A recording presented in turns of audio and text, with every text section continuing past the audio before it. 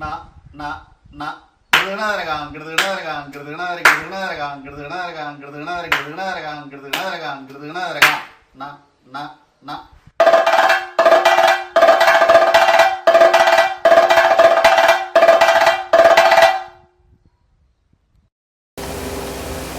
നമസ്കാരം.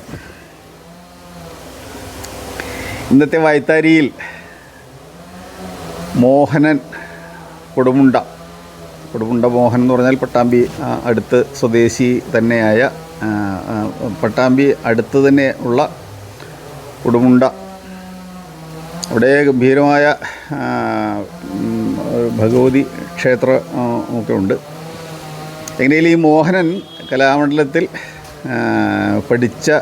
കൊട്ടുപഠിച്ച വ്യക്തിയാണ്. അദ്ദേഹത്തിന് അവിടെ ഇന്ന് കോഴ്സ് പൂർത്തിയാക്കാൻ സാധിക്കാത്ത സാഹചര്യം വന്നു. എങ്ങനെയും അതിന് ശേഷം അദ്ദേഹം കൊട്ട് നിർത്തിയില്ല. ആ കൊട്ടിൽ തന്നെ തുടർന്നു കൊണ്ടിരുന്നു. അതുകൊണ്ട് തന്നെ ധാരാളം നിരവധി പരിപാടികൾ ഈ ഭാഗത്ത് പ്രത്യേകിച്ച് പാലക്കാട്, മലപ്പുറം, തൃശ്ശൂർ ഭാഗങ്ങളിൽ ധാരാളം പരിപാടികൾ അദ്ദേഹം പങ്കെടുക്കുന്നുണ്ട്. നിരവധി ശിഷ്യരെ അദ്ദേഹം ഈ വാദ്യ മേഖലയിലേക്ക് വളർത്തിക്കൊണ്ടുവരുന്നുണ്ട്. ഒരു തരത്തിൽ പറഞ്ഞാൽ കലാമേഖലയിൽ ഒരു പ്രവർത്തകൻ കൂടിയാണ് ഈ മോഹനൻ. ക്ഷേത്ര അനുബന്ധമായ ഈ വാദ്യ മേഖലയിൽ പങ്കെടുക്കുന്നതിനോടൊപ്പം ഇത്തരം വിദ്യാഭ്യാസ സ്ഥാപനങ്ങൾ തൻ്റെ പരിമിതിയിൽ നിന്നുകൊണ്ട് ചെയ്യുന്നതിന് അദ്ദേഹം താല്പര്യം കാണിക്കുന്നു. ഒപ്പം മറ്റ് പല പൊതു പ്രവർത്തനങ്ങളിലും അദ്ദേഹം ഏർപ്പെടുന്നുണ്ട്. അങ്ങനെ വിവിധ മേഖലയിൽ താല്പര്യമുള്ള ഒരു വ്യക്തിയാണ് മോഹനൻ. നേരത്തെ അല്ലെങ്കിൽ നമ്മൾ പല കലാകാരന്മാരെയും കുറിച്ച് പറഞ്ഞതുപോലെ ഇദ്ദേഹത്തിനും മുൻകാല ആചാര്യന്മാരുടെ അടുക്കൽ പഠിക്കാനുള്ള അല്ലെങ്കിൽ അവരെ അറിയാനുള്ള ഭാഗ്യം ഉണ്ടായിട്ടുണ്ട്. എങ്ങനെയാലും ആ മോഹൻ്റെ അനുഭവ കഥകൾ നമുക്ക് കേൾക്കാം. മോഹനാണ് ഇന്ന് നമ്മളോട് സംസാരിക്കുന്നത്. അദ്ദേഹത്തോട് ചോദ്യങ്ങൾ ചോദിക്കുന്നത് പ്രദീപ് മാസ്റ്റർ. എനിക്ക് അത്ര വ്യക്തിപരമായി പരിചയമില്ലെങ്കിലും അദ്ദേഹം ഒരു സഹൃദയനാണ് എന്ന് അദ്ദേഹത്തിൻ്റെ ചോദ്യത്തിലൂടെ എനിക്ക് മനസ്സിലായി. വട്ടേനാട് സ്കൂളിലെ അധ്യാപകനാണ് അദ്ദേഹം. അതുകൊണ്ട് തന്നെ ഭാഷയുമായും സംസ്കാരവുമായും കലാപരവുമായും ധാരാളം അറിവുകളുള്ള ഒരു വ്യക്തി കൂടിയാണ് ഈ പ്രദീപ് മാസ്റ്റർ. മോഹനുമായി ധാരാളം അടുപ്പവും സൗഹൃദവും ഉണ്ട്. തൻ്റെ സ്കൂളിൽ ഈ അധ്യാപനം ചെയ്യുന്നതിനോടൊപ്പം സാംസ്കാരികമായ പരിപാടികളിൽ ഇടപെട്ട് അല്ലെങ്കിൽ എവിടെ കല അവതരിപ്പിക്കുന്നുണ്ടോ അവിടെയൊക്കെ പോകാൻ ശ്രമിച്ചുകൊണ്ട് എൻ്റെ മനസ്സിനെയും ആസ്വാദനത്തെയും ഉണർത്തുന്ന വ്യക്തി കൂടിയാണ് ഈ പ്രദീപ്. അദ്ദേഹത്തോടുള്ള നന്ദി ഞാൻ ഈ അവസരത്തിൽ രേഖപ്പെടുത്തുകയാണ്. ഈ പ്രദീപ് മാസ്റ്ററാണ് മോഹനോട് ചോദ്യങ്ങൾ ചോദിക്കുന്നത്. രണ്ടുപേരെയും വളരെ സ്നേഹത്തോടു കൂടി സ്വാഗതം ചെയ്തുകൊണ്ട് ഇതിൻ്റെ കേൾവിയിലേക്ക്, കാഴ്ചയിലേക്ക് എല്ലാവരെയും ക്ഷണിച്ചുകൊണ്ട് നിർത്തുന്നു. നമസ്കാരം. നമസ്കാരം. വള്ളുവനാടിൻ്റെ സാംസ്കാരിക മണ്ഡലത്തിലെ അറിയപ്പെടുന്ന ഒരു കലാകാരനെയാണ് ഇന്ന് പരിചയപ്പെടുത്തുന്നത്. ശ്രീ മോഹനൻ.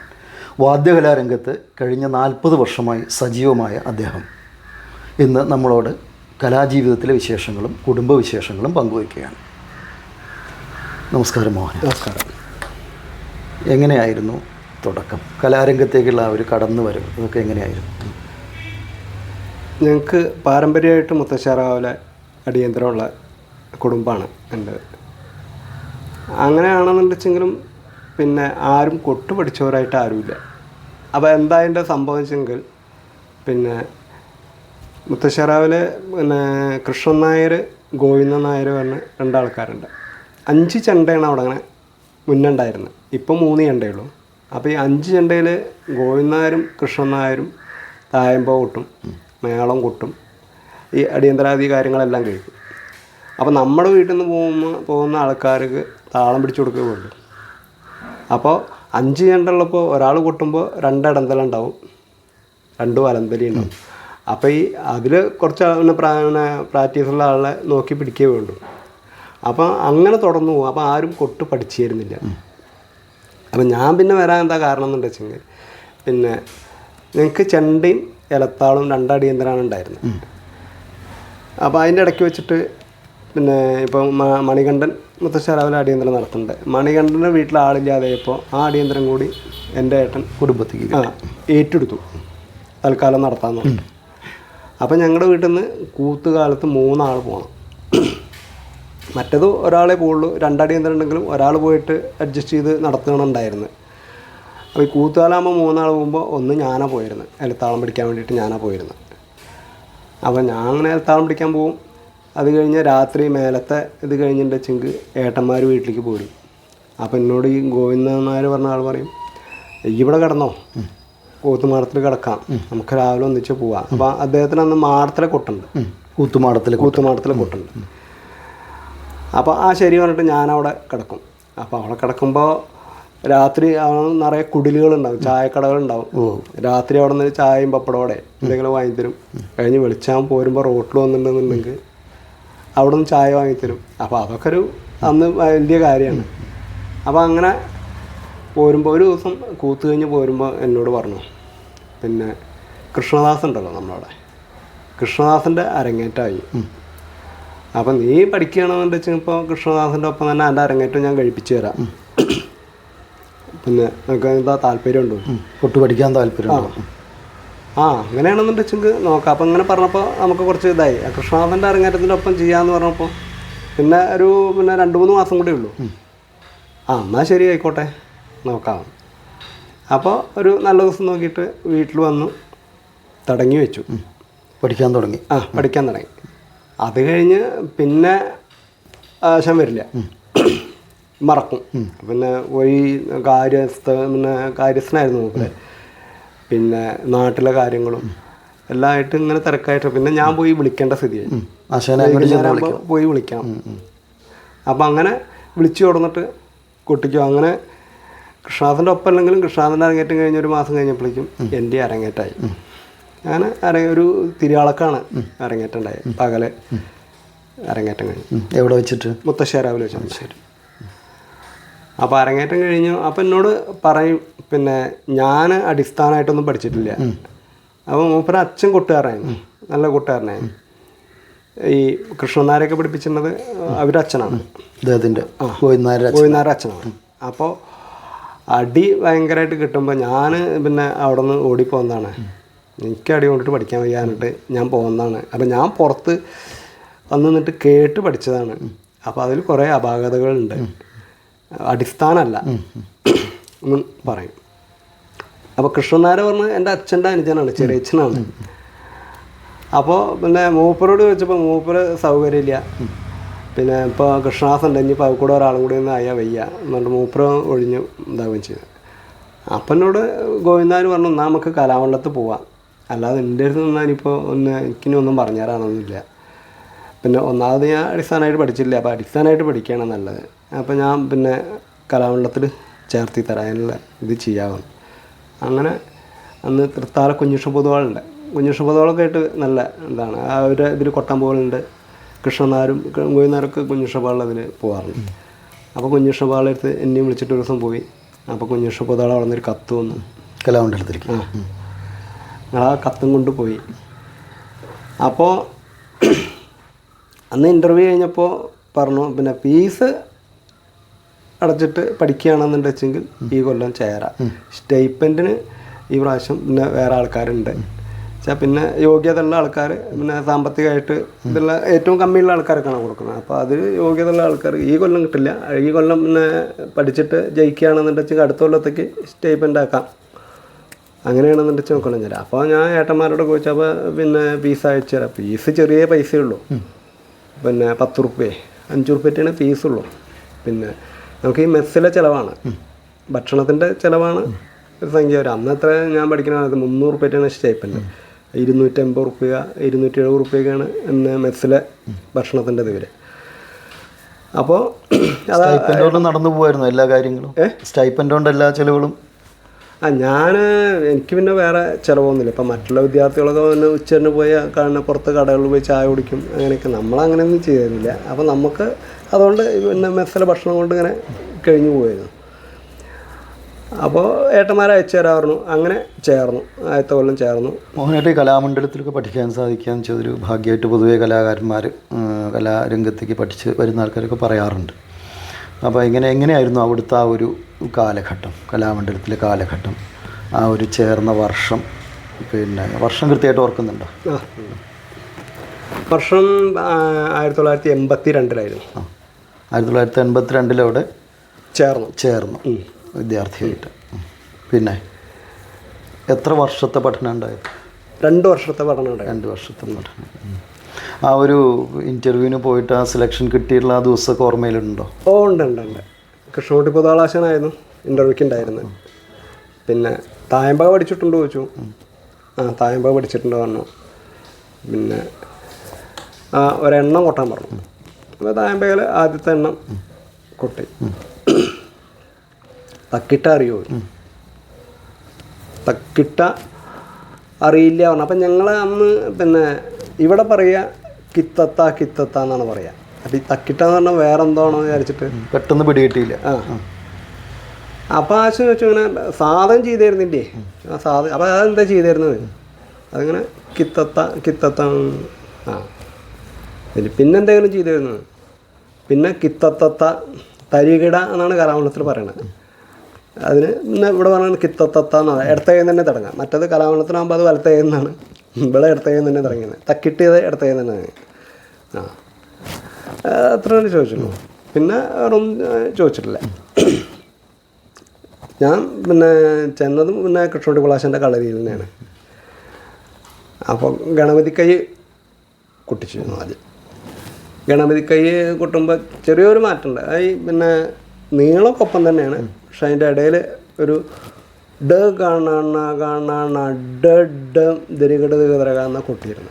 ഇവിടെ നിന്ന് പഠിപ്പിച്ചു തന്നെയാണ്. അവിടെ അത് ഡ കാണണ ദരികട ഇത്രയും ഉണ്ടായിരുന്നു. അപ്പോൾ ആശാൻ പിന്നെ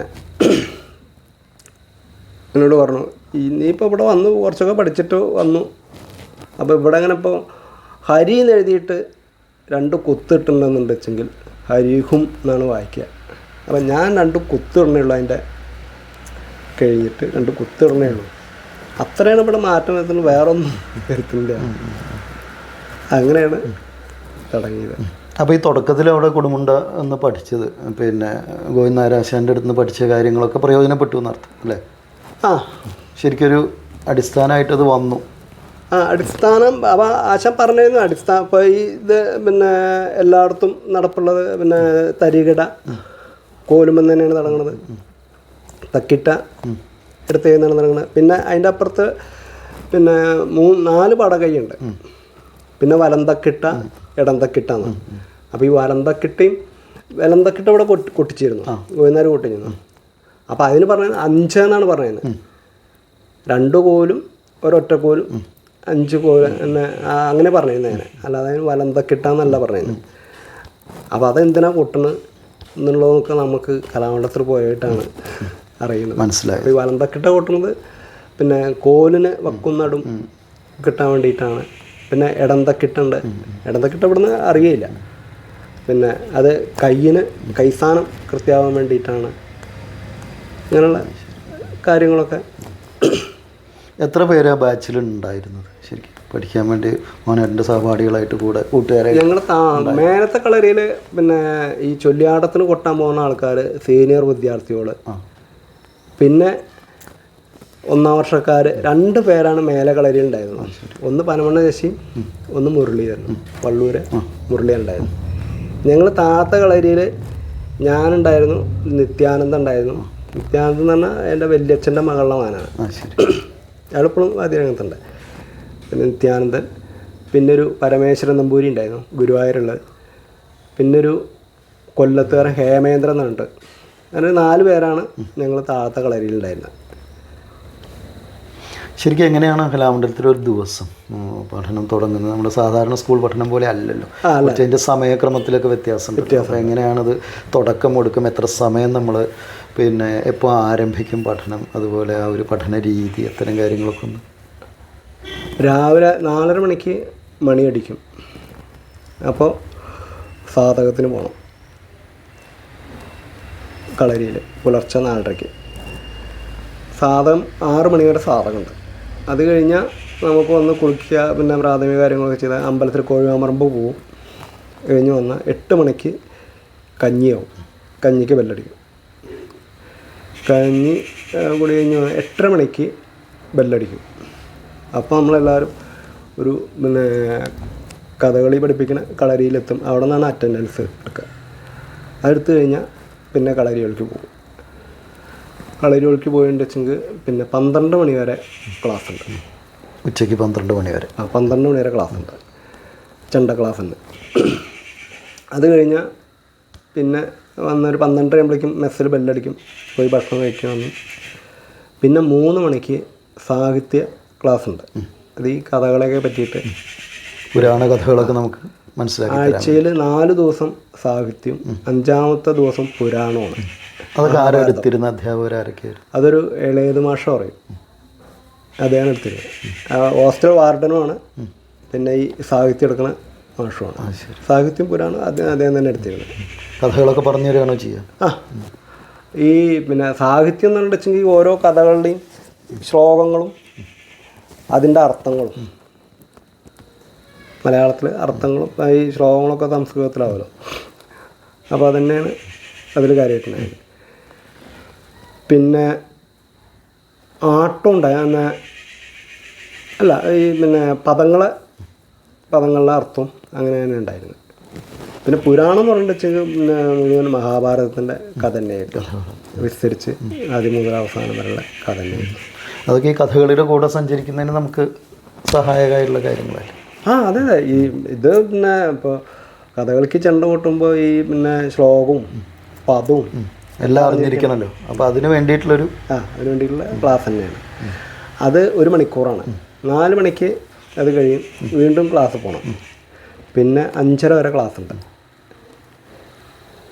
ക്ലാസ് കഴിഞ്ഞാൽ പിന്നെ ഞാൻ ചെന്ന കൊല്ലത്തിൽ പിന്നെ രാത്രി ക്ലാസ് ഉണ്ട് 7 to 8. അപ്പോൾ പിന്നെ ഈ സീനിയർ വിദ്യാർത്ഥികൾ എന്ത് വെച്ചെങ്കിൽ ഭയങ്കര മടിയാണ്. അപ്പോൾ ഇവർ ഈ ഫീസ് അടിച്ച് ഫീസ് കളയും. പിന്നെ ഇലക്ട്രീഷ്യൻ വരണം ഫീസ് കെട്ടണമെന്ന് വെച്ചെങ്കിൽ. അപ്പോഴേക്കൊരു പിന്നെ അയാളെ വിളിച്ച് അയാൾ വന്ന് ഫീസ് കെട്ടുമ്പോഴേക്കും ഒരു 7:45 പോകും. അപ്പോൾ പിന്നെ അന്ന് ക്ലാസ്സില്ല. അങ്ങനെ കുറേ ദിവസം ക്ലാസ് സ്ഥിരമായിട്ട് മുടങ്ങി. അപ്പോൾ പിന്നെ അന്ന് രാമകൃഷ്ണനാണ് പ്രിൻസിപ്പാൾ.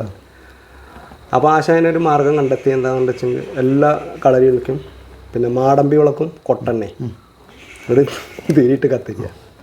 പിന്നെ കറണ്ട് പോയാലും ബുദ്ധിമുട്ട്. ക്ലാസ് തുടർന്നോളം എന്നുള്ള ഇതായി. അങ്ങനെ ക്ലാസ് നടന്നുകൊണ്ടിരിക്കുമ്പോൾ പിന്നെ സമരമായി, ഈ രാത്രി ക്ലാസ് ഒഴിവാക്കണമെന്നാണ്. അങ്ങനെ സമരം ചെയ്തിട്ട് പിന്നെ രാത്രി ക്ലാസ് ഒഴിവായി. പിന്നെ 82 ഒരു പകുതി ആയപ്പോഴേക്കും രാത്രി ക്ലാസ് നിർത്തലാക്കി. വൈകുന്നേരത്തോടുകൂടി ക്ലാസ്സുകൾ അവസാനിക്കും. ഉച്ചരിത്തോടുകൂടിയിട്ട് ക്ലാസ് കഴിയും. ഈ പ്രതിഷേധമായിരുന്നു അതിന് കാരണം അല്ലേ? പ്രതിഷേധമായിരുന്നു അതിന് കാരണം. അപ്പോൾ എന്താ അങ്ങനെ ഒന്നും വരാൻ കാരണം? മടി തന്നെ പ്രധാനമായിട്ട്. അതെ, ഈ പിന്നെ രാവിലെ 8 മണിക്ക് ഇറങ്ങിയാൽ 12 മണി വരെയും ക്ലാസ്സാണ്. പിന്നെ 4-5 വരെയും ക്ലാസ് ഉണ്ട്. അത് കഴിഞ്ഞ് പിന്നെ രാത്രി ക്ലാസ് ആകുമ്പോൾ കൂടെ മടുക്കാണ്, ഈ കൊട്ടന്നെ ആകുമ്പോഴേ. ഇന്നിപ്പോൾ അതല്ല, ഇന്ന് വിദ്യാഭ്യാസം പിന്നെ എല്ലാം കൂടി ഇടകലർന്നിട്ടാണല്ലോ. അപ്പോൾ പിന്നെ അത്ര അന്ന് കൊട്ടന്നെ അല്ലേ. പിന്നെ അന്ന് വെറും ഗുരുകുല സമ്പ്രദായം തന്നെയാണ്. അതെ അതെ. അധ്യാപകരുടെയൊക്കെ സമീപനം എങ്ങനെയായിരുന്നു? അധ്യാപകരുടെ സമീപനം പറഞ്ഞു പരിക്കൻ മട്ടിലാണോ ഇടപെടുക? പരിക്കൻ മട്ടിലാണോ ഇടപെടുക? ഞങ്ങൾ ചെന്ന് കളരി പിന്നെ കൃഷ്ണോട് ക്ലാസ് ബഹുരസമാണ്. തമാശയൊക്കെ പറഞ്ഞു. വെറും തമാശയാണ്. പിന്നെ ഇപ്പോൾ എണ്ണങ്ങൾക്കൊക്കെ പിന്നെ ആശാനപ്പം എന്താ തോന്നിയെന്ന് വെച്ചെങ്കിൽ അങ്ങനെയുള്ള വായത്താരിയൊക്കെ പറയാം. അടിസ്ഥാനമായിട്ടൊന്നുമല്ല പറയാം, പക്ഷെ അത് കൃത്യമായിരിക്കും. ഇപ്പം ഈ പിന്നെ കൊല്ലത്തെ ഹേമേന്ദ്രൻ എന്ന് പറഞ്ഞ ആൾക്ക് ഒരു എണ്ണം പറഞ്ഞു കൊടുത്തത് ഗിക്കാന്ന എന്നുള്ള എണ്ണമാണ്. അപ്പോൾ അതിന് ശുംഭാന്നാന്നും ശുനകാന്നാന്നും വിക്കാന്നാന്നും ഗിനകാന്നാന്നാണ് എണ്ണം. അതിന് ശുംഭാന്നാന്ന് ശുനകാന്നാന്ന് പറഞ്ഞു കൊടുത്തു. അപ്പോൾ ഞങ്ങളൊരു ദിവസം പിന്നെ ഇവിടെ ക്ലാസ് ഇല്ലയെന്നുണ്ടെച്ചെങ്കിൽ ഞങ്ങൾ മേലത്തെ കളരിയിൽ അച്ഛൻ പുളാശൻ്റെ കളരിയിൽ പോയാണ്. അപ്പോൾ അവിടെ ചെന്നപ്പോൾ അച്ഛൻ പുളാശൻ വെച്ചു. പിന്നെ ഹേമേന്ദ്രനോട് ചോദിച്ചു, ഹേമേന്ദ്ര തായമ്പക എവിടെ എത്തി? അപ്പോൾ ഇത് തമാശയായിട്ട് പറഞ്ഞാണെന്ന് അറിയില്ല, ശുംഭാനനി ശുനകാനനി എത്തിയോ. അപ്പോൾ ഇവരൊക്കെ ഒന്ന് ചിരിക്കുകയാണ്. തിരിച്ചങ്ങോട്ടതുപോലെ അങ്ങനെയാണ്. പിന്നെ അതേപോലെ തന്നെ പിന്നെ താഴത്തെ കളരിയിൽ പിന്നെ ഒരു 11 മണി ആശാൻ വരാൻ തന്നെ കുറച്ച് വൈകിട്ടാണ് വരിക. പിന്നെ ആശാൻ വിസിറ്റ് പ്രോഗ്രാം, ആശാൻ ക്ലാസ് എടുത്തോളം തന്നെ ഇല്ല, ആശാൻ കുറച്ച് വൈകിട്ടാണ് വരിക. അപ്പോൾ ഈ വർഷക്കാലമൊക്കെ ആകുമ്പോൾ റൂം നിറയെ ചോർച്ചയാണ്. അപ്പോൾ റൂമിൽ നിറയെ ഇങ്ങനെ വെള്ളം എന്നൊക്കെ ഉണ്ടാവും. അപ്പോൾ ഞങ്ങൾ രാവിലെ ഈ പിന്നെ അറ്റൻഡൻസ് എടുത്തു കഴിഞ്ഞിട്ടുണ്ടെന്ന് വെച്ചാൽ പിന്നെ കളരി എന്ന് വെച്ചെങ്കിൽ താക്കോലൊക്കെ ഞങ്ങൾ തന്നെ തരാം, തുറക്കും. മേലത്തെ കളരിയിൽ അച്ഛൻ പുളാശാനും പിന്നെ മന്നാടി ആശാനും അവിടെ തന്നെ റൂമിൽ തന്നെ താമസം. അത് പിന്നെ വെള്ളിയാഴ്ച വൈകുന്നേരം വീട്ടിൽ പോവും, തിങ്കളാഴ്ച രാവിലെ എത്തും. പിന്നെ 5 ദിവസം അവിടെ ഉണ്ടാവും. അങ്ങനെയാണ്. കൃഷ്ണോട് പുളാശൻ ദിവസം വീട്ടിൽ പോകും. അങ്ങനെയാണ്. അപ്പോൾ ഈ കളരിയിൽ നിറ വെള്ളമാവും, ഈ റൂമിൽ നിറ വെള്ളമാവും. അതുകൊണ്ട് വലിയൊരു പുതപ്പ് ഉണ്ട് അവിടെ. എന്നിട്ട് അത് ഇങ്ങോട്ട് വിരിക്കും, വെള്ളത്തിൽ മുക്കും. ഇങ്ങോട്ട് ബക്കറ്റും ഉണ്ട്, അരിക്ക് പിഴിയും, വെള്ളം കൊണ്ടുപോയി കളയും. അങ്ങനെ ആശാൻ വരുമ്പോഴേക്കും ഞങ്ങൾക്ക് ഈ റൂം വൃത്തിയാക്കലാണ്. ആശാനൊരു 9 മണി 9:30 ആകുമ്പോഴേക്കും എത്തി ക്ലാസ് തുടങ്ങും. പിന്നെ ഒരു 11 മണിയാകുമ്പോഴേക്കും രാമൂർത്തി നായർ പിന്നെ ചൊല്ലിയാട്ടം കഴിഞ്ഞിട്ട് ഇങ്ങോട്ട് കളരിയിലേക്ക് വരും. പിന്നെ പൊട്ടിപ്പൊതുവാളും ഇങ്ങോട്ട് കളരിയിലേക്ക് വരും. പിന്നെ ആശാപ്പോൾ കസേര അങ്ങോട്ട് വലിച്ചിട്ട് അതിന് ഒരു തിണ്ണുണ്ട് കളരിക്ക്, വലിയൊരു തിണ്ണ. അപ്പോൾ അവിടെ ആശാൻ അവിടെ നിന്ന് ഇങ്ങോട്ട് നീങ്ങിക്കും, അവിടെ ആശാൻ ഇവിടെ നിന്ന് അങ്ങോട്ട് നീങ്ങിക്കും. ആശായി നടുക്കിലേക്ക് കസേര ഇരുന്നു. പിന്നെ വർത്തമാനമാണ്. പിന്നെ ഞങ്ങൾക്ക് ഓട്ടമൊന്നുമില്ല, അവർ തമ്മിലുള്ള സംസാരം കാര്യം തമാശ തന്നെയാണ്. പിന്നെ ഉച്ചരിയുമ്പോഴത്തെ ക്ലാസ്സാണ് പിന്നെയും കുറച്ച് നടക്കാൻ. അപ്പം ഞാൻ ചെന്ന് പിന്നെ ആഗസ്റ്റ് ആയപ്പോഴേക്കും ഉണ്ണിശ്വാസം വന്നു. ഉണ്ണിശ്വാസം വന്നപ്പോൾ പിന്നെ ഇടയ്ക്ക് ഉണ്ണിശ്വാസം വരും ക്ലാസ്സിലേക്ക്. അപ്പോൾ പിന്നെ നന്നായിട്ട് ക്ലാസ് നടക്കും. ചിട്ടയിലായിരുന്നോ കാര്യങ്ങളൊക്കെ ചിട്ടയിലായിരുന്നു? സമയക്രമമൊക്കെ പിന്നെ നല്ല ഗൗരവത്തിൽ തന്നെയാണ് ക്ലാസ് ഉണ്ടാവും. പിന്നെ ക്ലാസ്സിൽ വന്നാൽ ഗൗരവമാണ്, പുറത്ത് കണ്ടിട്ടുണ്ടെന്നുണ്ടെച്ചെങ്കിൽ ആശങ്കളയും ചെറിയൊക്കെ തന്നെയാണ്. ക്ലാസ്സിൽ വന്ന ഗൗരവമാണ്. ക്ലാസിൻ്റെ കാര്യത്തിൽ വിട്ടുവീഴ്ചയില്ല. അങ്ങനെയാണ്. നേരെ മറിച്ച് മറ്റേ കളരിയിൽ അങ്ങനെയല്ല. എല്ലാം പിന്നെ അച്ഛൻ ക്ലാസ് ശരിക്കും ഇരുത്തി പഠിപ്പിക്കുന്നത്. ഇവിടെ ആശാനും കുറ്റം പറയാം, ആശാൻ്റെ ശൈലി അങ്ങനെയാണ്. അപ്പോൾ നമ്പൂരിമാരൊക്കെ ഭയങ്കര ബഹുമാനമാണ്. അപ്പോൾ ഞങ്ങളിപ്പോൾ ഒരു നമ്പൂരി ഉണ്ടായിരുന്നു, അയാളുടെ പേര് പരമേശ്വരൻ എന്നാണ്. പരമേശ്വരൻ തന്നെ ആശാൻ വിളിക്കില്ല. ആശാൻ വിളിക്കാനുള്ള പിന്നെ ഇല്ലത്തിൻ്റെ പേര് ചെറൂര് എന്നാണ് അയാളുടെ ഇല്ലത്തിൻ്റെ പേര്. ചെറൂര് കേൾക്കട്ടെ എന്ന് പറഞ്ഞിട്ടാണ് തായമ്പോട്ടം പറയുകയും ചെയ്യുക. അങ്ങനെയാണ്. ഈ സീനിയേഴ്സിൻ്റെയൊക്കെ സമീപനം എങ്ങനെയായിരുന്നു? നമ്മളോട് വളരെ പിന്നെ സൗഹൃദത്തിലായിരുന്നോ, ഫ്രണ്ട്ഷിപ്പായിരുന്നോ അവരൊക്കെ? അതെ അതെ. പിന്നെ ഞാനും ഈ നിത്യാനന്ദനും പിന്നെ ചെന്ന് പെട്ടത് കഥകളിക്കാരുടെ ഒരു റൂമിലായിരുന്നു, 3-ാം നമ്പർ. അവിടുത്തെ 1-ാം നമ്പർ പിന്നെ റൂമാണ്, ഹോസ്റ്റലിൽ 1-ാം നമ്പർ റൂമാണ് ചണ്ടക്കാരുടെ. അപ്പോൾ അവിടെ അത്രയും ആളായിരുന്നു. എന്നതിന് ഞങ്ങൾ വന്നത് ഈ 3-ാമത്തെ റൂമിലാണ് വന്നത്. സീനിയർക്കായിട്ട് നല്ല അങ്ങനൊരു പ്രശ്നമൊന്നുമില്ല, വളരെ തന്നെയായിരുന്നു. മോനേട്ടപ്പോൾ തട്ടകത്തമ്മയുടെ നമ്മുടെ മുത്തശ്ശേരമ്മയുടെ മുമ്പിൽ നമ്മൾ പിന്നെ അരങ്ങേറി എന്ന് പറഞ്ഞല്ലോ. അതിന് ശേഷമാണല്ലോ കലാമണ്ഡലത്തിൽ എത്തുന്നത്. അപ്പോൾ അവിടുത്തെ പഠനത്തിന് ശേഷമുള്ള അരങ്ങേറ്റം എങ്ങനെയായിരുന്നു? അവിടെ പുറപ്പാടും മേളപ്പതുമാണ് അരങ്ങേറ്റം, തായമ്പകയല്ല. തായമ്പക ഒരു അടിസ്ഥാന തായമ്പക പഠിപ്പിക്കും, അത്രയേ ഉള്ളൂ. അപ്പോൾ ആദ്യം പുറപ്പാടും മേളപ്പതുമാണ്. എൻ്റെ 2-ാം വർഷത്തിൽ പുറപ്പാടും മേളപ്പതും അരങ്ങേറ്റം കഴിഞ്ഞു. പിന്നെ അപ്പോഴും ഈ അരങ്ങേറ്റം തീരുമാനിച്ചത് മേലെ കളരി എന്നാണ്. അന്ന് എന്തോ കൃഷ്ണപിളാശം കുറച്ച് ദിവസം വിദേശയാത്രയിലോ എന്തോ ആയിരുന്നു, കൃഷ്ണപിളാശം ഉണ്ടായിരുന്നില്ല അവിടെ. അങ്ങനെ അപ്പം മേലെ നിന്ന് നമുക്ക് ഇന്ന ദിവസം അപ്പോൾ ഓരോ ഈ അരങ്ങേറ്റങ്ങൾ നടത്താൻ ഓരോ കൂത്തമ്പലത്തിലെ പരിപാടിയുള്ള ഓരോ ദിവസങ്ങളുണ്ട്. അപ്പോൾ ഈ പട്ടിക്കാന്തൊടി ദിനോ പിന്നെ ആഗസ്റ്റ് 15 അങ്ങനെയൊക്കെയുള്ള ഓരോ ദിവസങ്ങളാണ് പിന്നെ അരങ്ങേറ്റത്തിന് വേണ്ടി കണ്ടെത്തുക. അപ്പോൾ അന്നൊക്കെ ഫുള്ള് കഥകളിയുണ്ട്, അന്ന് വിളിച്ചു വന്നേരം കളിയുണ്ട്. അപ്പോൾ ആദ്യം പുറപ്പാടും പിന്നെ മേളപ്പതും ഈ അരങ്ങേറ്റം വയ്ക്കും. അത് കഴിഞ്ഞാൽ പിന്നെ ആശാമാർ ചിലത് മേജർ സെറ്റ് കളിയാവും, ചിലത് മൈനർ സെറ്റ് കുട്ടികളുടെ കളിയും അങ്ങനെ ഉണ്ടാവും. അപ്പോൾ അങ്ങനെ പിന്നെ അപ്പോൾ ആ ഒരു ഇതിലേക്ക് തീരുമാനിച്ചത് പിന്നെ മേലെ കളരി എന്നാണ് തീരുമാനിച്ചത്. അപ്പോൾ നമുക്കത് അറിയില്ല. അപ്പം അച്ഛൻ പറഞ്ഞു അങ്ങനെ അരങ്ങേറ്റം ആവാം, ശരി ആയിക്കോട്ടെ പറഞ്ഞു. പിന്നെ ഞാൻ കൃഷ്ണകുട്ടി പളാശനോട് പറഞ്ഞു ഇങ്ങനെ അരങ്ങേറ്റം വേണമെന്ന്. അപ്പോൾ ഞാൻ ആയിക്കോട്ടെ എന്ന് പറഞ്ഞില്ല. അപ്പോൾ ആശാനോട് വരാൻ പറഞ്ഞു, അരങ്ങേറ്റത്തിന് ഉണ്ടാവണമെന്ന് പറഞ്ഞു. ഞാൻ പോയി പറഞ്ഞു. അപ്പോൾ ആ ശരി വരാമെന്ന് പറഞ്ഞു. ആശ അന്ന് എത്തിയില്ല, അരങ്ങേറ്റത്തിന് എത്തിയില്ല, വന്നില്ല. പിന്നെ അന്ന് വാരണാസി ആശാനും അങ്ങനെ ഉണ്ടായിരുന്നു അരങ്ങേറ്റത്തിന്. പിന്നെ അരങ്ങേറ്റം കഴിഞ്ഞു. എന്നിട്ട് ഞാൻ പിന്നെ ആശാൻ്റെ ഓണപ്പടം കൊണ്ടുപോയി കൊടുക്കാൻ വേണ്ടിയിട്ട് ആശാൻ്റെ വീട്ടിൽ പോയിട്ട് ഓണപ്പടം കൊടുത്തു. അപ്പോഴാണ് ആശാൻ പറയണത്, പിന്നെ എൻ്റെ കളരിയിലുള്ള ആൾക്കാരുടെ അരങ്ങേറ്റം തീരുമാനിക്കേണ്ടത് ഞാനല്ലേ, അതെങ്ങനെ മേലെ കളരിയിൽ തീരുമാനിക്കുക? അപ്പം നമുക്കതിൻ്റെ എന്താണെന്ന് അറിയില്ല. അപ്പോഴാണ് വിഷയം മനസ്സിലാവണം. അവിടുന്ന് ആശാനാണ് തീരുമാനിക്കേണ്ടത്. പിന്നെ മറ്റുള്ള തീരുമാനിച്ച ആശാന് ആയി. അങ്ങനെ ഒരു അപ്പോൾ ആ ഒരു അനിഷ്ടം കൊണ്ടാണ് അദ്ദേഹം വരാതിരുന്നത്. അവിടെ ദക്ഷിണയൊക്കെ മേടിച്ചു. പിന്നെ പോരാൻ എന്താ കാരണം എന്ന് വെച്ചെങ്കിൽ, പിന്നെ ആദ്യത്തെ കൊല്ലം ഞാൻ ഫീസ് കൊടുത്തിട്ടാണ് പഠിച്ചത്. രണ്ടാമത്തെ കൊല്ലം എനിക്ക് സ്റ്റേപ്പൻ്റായി. പിന്നെ മൂന്നാമത്തെ വർഷത്തേക്ക് ആയപ്പോഴേക്കും രണ്ടാമത്തെ വർഷത്തിൽ പിന്നെ പ്രാക്ടിക്കലിൽ ഇപ്പോൾ ഈ കൊട്ടിൽ തിയറിയും പ്രാക്ടിക്കലും ഉണ്ട്. അതിൽ ഒന്നിൽ മാർക്ക് കമ്മിയായി, അതിൽ തോറ്റോ പിന്നെ നമ്മൾ ആദ്യം ഫീസ് കൊടുത്ത് പഠിക്കാം. പിന്നെ ആദ്യം ഫീസ് കൊടുത്ത് പഠിക്കണം. അപ്പം അങ്ങനെ എന്താ വേണ്ടതെന്നുള്ളതായി. അപ്പോൾ കാവിലെ അടിയന്തരമുണ്ട്. കാവിലെ അടിയന്തരത്തിനും ആളില്ലാതായി. അപ്പോൾ വല്യച്ഛനെ നടത്തിയിരുന്നത്. ഞാൻ കലാമണ്ഡലത്തേക്ക് പോയപ്പോൾ ഈ നിത്യാനന്ദൻ്റെ മുത്തച്ഛനാണ് നടത്തിയിരുന്നത്. അപ്പോൾ മൂപ്പർക്കും വയ്യാതായി. പിന്നെ അച്ഛന് കൊട്ടൊന്നും അറിയില്ല, അച്ഛനാണ് പിന്നെ പോയിരുന്നത്. അപ്പോൾ ഞാൻ പിന്നെ ഒരു മാസത്തെ പിന്നെ അവിടെ ഉണ്ടായി. പിറ്റത്തെ 3-ാം വർഷത്തിൽ ഒരു മാസത്തെ അവിടെ ഉണ്ടായി. അപ്പോഴേക്കും അച്ഛന് ഒരു പിന്നെ ഞങ്ങൾക്ക് കൃഷിയൊക്കെ ഉണ്ട്, ഈ കൂത്തോളും പൈക്കളൊക്കെ ഉണ്ട്. അപ്പോൾ അതിറ്റേം പറമ്പ് കൊണ്ടുപോകുമ്പോൾ ഞങ്ങളുടെ ഒരു പറമ്പ് തന്നെ ഉണ്ടാവും, അവിടെ തന്നെ കൊണ്ടുപോയേക്കാം. അപ്പോൾ അതിൽ കൊണ്ടുപോയേക്കുമ്പോൾ അതിൽ നിന്നൊരു പാമ്പ് പിടിച്ചു. അങ്ങനെ അച്ഛന് ഈ വാദത്തിൻ്റെ പ്രശ്നമൊക്കെ ഉണ്ടായിരുന്നു. പിന്നെ അത് എന്തൊക്കെ വിഷമൊക്കെ ഇറങ്ങി, അത് പിന്നെ വേറെ എന്തൊക്കെ പ്രശ്നമായി. പിന്നെ അച്ഛന് കാവലിക്ക് പോകാൻ വയ്യാതായി.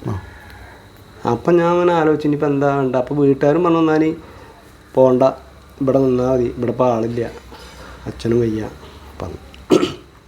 അപ്പം എന്നോട് ബാലസുന്ദരൻ ഉണ്ടായിരുന്നു എൻ്റെ ഒപ്പം. പിന്നെ 2-ാം വർഷത്തിൽ വന്ന് ചേർന്ന. അപ്പോൾ അയാൾ കലാനിലയത്തിൽ നിന്ന് കുറച്ച് പിന്നെ കൊട്ടൊക്കെ പഠിച്ചിട്ട് വന്ന ആളാണ്. പിന്നെ ഞങ്ങളുടെ ഒപ്പം തന്നെ ഞങ്ങളെക്കാളും മുന്നിലെത്തിയിരുന്നു അയാൾ പഠിക്കൽ. ഞാൻ ചെന്നതിൻ്റെ 2-ാമത്തെ വർഷമാണ് അയാൾ വന്നത്.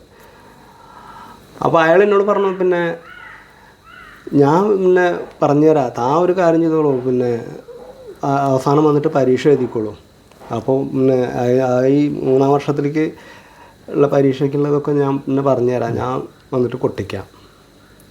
പിന്നെ പറഞ്ഞു വിടണ്ട പറഞ്ഞു. ഓ ശരി ആയിക്കോട്ടെ പറഞ്ഞു. ഞാൻ അങ്ങനെ അവിടെ നിന്ന് കലാമണ്ഡലത്തിൽ നിന്ന് പോകുന്നു. പിന്നെ ശനി ഞായറും ബാലസുന്ദരം വന്നിട്ട് അയാളിപ്പോൾ ഈയിടെ പെട്ടെന്ന് അറ്റാക്കായിട്ട് മരണം കിട്ടും. ഇത് ശരിക്കും മനസ്സിലായിട്ടൊരു വല്ലാത്ത അത്രയും ഒരു അടുപ്പുണ്ടായിരുന്നു. അപ്പോൾ അയാളും കൂടെ വന്നിട്ട് എനിക്ക് ക്ലാസ് എടുത്ത് തന്നിരുന്നു. അപ്പോൾ ഒരു ദിവസം പിന്നെ ഞാൻ അങ്ങോട്ട് പോയി, ഒരാഴ്ച വെള്ളിയാഴ്ച ഉച്ച കഴിഞ്ഞിട്ട് അങ്ങോട്ട് പോയി. അപ്പോൾ അവിടെ അച്ഛനുപ്പോൾ ആശാനെ കണ്ടു. ആശാനെ കാണുന്നിട്ട് അങ്ങോട്ട് പോയി. അപ്പോൾ എന്താപ്പോൾ എൻ്റെ പരിപാടി, എന്താപ്പോൾ ചെയ്യുന്നത് ചോദിച്ചു.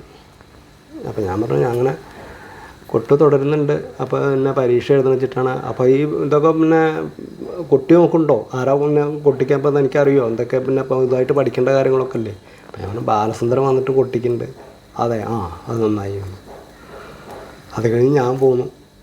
പിന്നെ ബാലസുന്ദരനെ ആശാൻ വിളിച്ചിട്ട് പറഞ്ഞു, പിന്നെ ഇവിടെ വന്നിട്ട് കൊട്ടിച്ചോ, പിന്നെ വേറെ പിന്നെ അവിടെ വീട്ടിൽ പോയിട്ട് കൊട്ടിക്കാനൊന്നും പറ്റില്ല. എന്താ വെച്ചാൽ അന്ന് അത്രയല്ലേ ആയിട്ടുള്ളൂ. അപ്പോൾ പിന്നെ കുടുംബത്തേക്ക് ഇത്രയും ദൂരമല്ലേ, അപ്പോൾ അതിൻ്റെ ഉത്തരവാദിത്വം ആശാന്മാർക്ക് തന്നെയാണ്.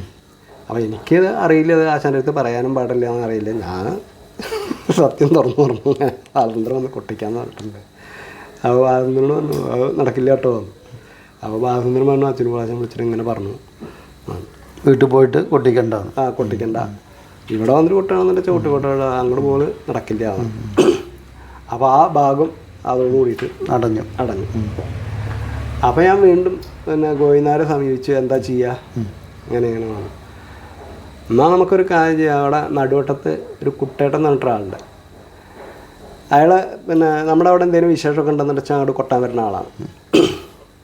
എന്നാൽ അയാളുടെ അടുത്ത് പോയിട്ട് ചോദിച്ചോക്കെ. അയാളൊരു പിന്നെ കരിങ്ങനാട് ഒരു പൊതുവാളുണ്ട്, അയാളുടെ അടുത്ത് പഠിക്കുകയൊക്കെ ചെയ്ത ആളാണ്. അപ്പോൾ നമുക്കൊന്ന് അയാളുടെ അടുത്ത് പോകാൻ പറ്റുമോ എന്ന് വെച്ചിട്ട് അങ്ങോട്ട് പോവാം. എന്നിട്ട് മൂപ്പറിനെ കൂട്ടിയിട്ട് അങ്ങോട്ട് പോയി. അവിടെ ചെന്നപ്പോൾ മൂപ്പര് പറഞ്ഞു, ഇവിടെ തൊപ്പങ്ങോട് പരമേശ്വരൻ വന്നിട്ട് കൊട്ടിക്കുന്നുണ്ടല്ലോ, കൊട്ട് പഠിപ്പിക്കുന്നുണ്ട്, പിന്നെ ഞാൻ അവിടേക്ക് അയാളെ പരിചയപ്പെടുത്തി തരാം. ആ ശരിയാണ്. അങ്ങനെ വേണം പരമേട്ടൻ്റെ അടുത്ത് എത്തുന്നത്. പരമേട്ടൻ്റെ അടുത്തെത്തി. പിന്നെ ആ ഒരു കൊല്ലം ഒരു മാസം അവിടെ അങ്ങനെ ഉണ്ടായി, നടുവട്ടത്തൊരു വീട്ടിൽ വെച്ചിട്ട്. അപ്പം പിന്നെ നിങ്ങളവിടെ അങ്ങനെ ആൾക്കാർ സംഘടിപ്പിക്കുകയാണെന്നുണ്ട് വെച്ചെങ്കിൽ ഇവരൊക്കെയും വരും. നടുവട്ടത്ത് നിന്ന് 2-3 ആൾക്കാരുണ്ട്, പിന്നെ കടവല്ലൂരിൽ നിന്ന് ഒരാളുണ്ട്, പിന്നെ താനൂരിൽ നിന്ന് 2 ആൾക്കാരുണ്ട്. അവിടെ ഒരു വീട് ഏർപ്പാട് ചെയ്യുകയാണെന്നുണ്ട് വെച്ചാൽ നമുക്ക് 2 മാസത്തെ അഭ്യാസം അവിടെ കൊടുമുണ്ട വെച്ചിട്ടാവാം, ഞങ്ങളവിടെ ഒരു വീടൊക്കെ ഏർപ്പാട് ചെയ്തോളൂ പറഞ്ഞു. ആ ശരി പറഞ്ഞു. അങ്ങനെ ഞങ്ങളവിടെ ഇങ്ങനെ കൊടുമുണ്ട. എന്നാൽ അച്ഛനും പിന്നെ നാരായണ മാഷൊക്കെ കുറേ സഹായം ചെയ്തു തന്നിട്ടുണ്ട് കേട്ടോ. പ്രദീപിൻ്റെ അച്ഛനെ കുറേ സഹായം ചെയ്തു തന്നിട്ടുണ്ട്. ഓർമ്മയില്ലേ അവിടെ അങ്ങനെ കൊട്ടിൻ്റെ ക്ലാസ്? അങ്ങനെ 2 മാസം ഞങ്ങൾ അവിടെ ഉണ്ടായിരുന്നു. 2 മാസം തുടർച്ചയായിട്ടുള്ള അങ്ങനെയാണ് നമ്മൾ ഈ പരമേട്ടൻ്റെ ഇതിലേക്ക് വരുന്നത്. അപ്പോൾ നമ്മൾ കഥകളിക്ക് കൊണ്ട് ഇപ്പോൾ നമുക്ക് പുറപ്പാടും മേളപ്പതൊക്കെ അറിഞ്ഞിരുന്നു. പക്ഷെ പിന്നെ അതിൻ്റെയൊക്കെ ടച്ച് കിട്ടും. പിന്നെ മേളം തായമ്പക കുറച്ചും കൂടി വിപുലമായിട്ട് ഒക്കെ ഇങ്ങോട്ട് മാറി നമ്മുടെ നാടൻ ഇതായിരുന്നു. അപ്പോൾ ആ ഇടയ്ക്കാണ് പിന്നെ മുരളി ഞങ്ങളവിടെ പഠിപ്പിക്കാൻ തുടങ്ങാൻ തീരുമാനിച്ച ആ സമയമാണ് ഒരു ദിവസം മുരളി പറഞ്ഞ എനിക്കും. അപ്പോൾ ഈ മുരളിയുടെ കോഴ്സ് കഴിഞ്ഞ് വന്നിരുന്നു കലാമണ്ഡലത്തിൽ. കലാമണ്ഡലത്തിൽ 4 കൊല്ലത്താണ് അന്ന് ചെണ്ട കോഴ്സുള്ളത്. അപ്പോൾ എൻ്റെ ഒരു കൊല്ലം നടുവട്ടത്തും പോയി, പിന്നെ 2ാമത്തെ കൊല്ലം അപ്പോഴേക്കും പിന്നെ മുരളി കോഴ്സ് കഴിഞ്ഞ് ഇറങ്ങിയിരുന്നു. അപ്പോൾ എനിക്കും മേളൊക്കെ ഒന്ന് പഠിക്കണമെന്നുണ്ട്, ഞാനങ്ങോട്ട് വരട്ടെ. വന്നോളൂ പറഞ്ഞു. കൊടുമുണ്ട കൂടെ കൂടി. കൊടുമുണ്ടയിൽ കൂടി. അങ്ങനെയാണ് മുരളിയും കൂടി എത്തി. ഞങ്ങൾ കലാമണ്ഡലത്തിൽ നിന്ന് ഞങ്ങൾ യാതൊരു ടച്ച് ഉണ്ടായിരുന്നില്ല. അയാൾ 1ാം നമ്പറിലാണ്, ഞാൻ 3ാം നമ്പറിലാണ്. പക്ഷേ വള്ളൂരാണ് കൊടുമുണ്ടയാണെന്നുള്ള അത്ര ഒരു ഇതൊന്നുണ്ടായിരുന്നു. പിന്നെ അയാൾ ഇങ്ങോട്ട് വന്നതിന് ശേഷമാണ് നല്ല അടുപ്പായി. നമ്മുടെ അമ്പലമായിട്ട് ബന്ധപ്പെട്ടിട്ടാണല്ലോ ഇപ്പോൾ ഈ രംഗത്തേക്ക് കടന്നു വരുന്നതും, പിന്നെ അങ്ങനെ ആ രംഗത്ത് കൂടുതൽ നിലയുറപ്പിക്കുന്നതും ഒരു വർഷത്തിന് പോകുന്നതിൻ്റെയൊക്കെ ഒരു തുടക്കം നമ്മുടെ അമ്പലത്തിൽ നിന്ന്, അതായത് ശ്രീ നെടുങ്ങനാട്ട് മുത്തശ്ശിയാർക്കാവ്, അതായിരുന്നല്ലോ തുടക്കം. അപ്പോൾ അവിടുത്തെ ഈ അടിയന്തരക്കൊട്ടുണ്ട്, അതിന് പുറമെ പിന്നെ പുറത്ത് പറയെടുക്കാൻ പോകുന്ന കാര്യങ്ങൾ, അത്തരം അനുഭവങ്ങളൊക്കെ ഒന്ന് പങ്കുവയ്ക്കാൻ പറ്റുമോ? മുത്തശ്ശിയാർക്കാവിൽ പിന്നെ ഗുരുതി, കൂത്ത്, ചുറ്റുവിളക്ക്, ഈ 3നാണ് ചെണ്ടയുടെ ഇത് വരുന്നത്. ഇപ്പോൾ പിന്നെ പണ്ട് 5 ചെണ്ട ഉണ്ടായിരുന്നു. പിന്നെ ഒരു താളും ഒരു കുഴലും വെളിച്ചപ്പാട്, പിന്നെ ഉടുടി വീരാണ്, മദ്ദളം, ഇതൊക്കെ ഉണ്ടായിരുന്നു. ഇപ്പം അതിൽ 3 ചെണ്ട ഉള്ളൂ. 2 ചെണ്ടാക്കി പിന്നെ ആൾ വന്നിട്ടില്ല.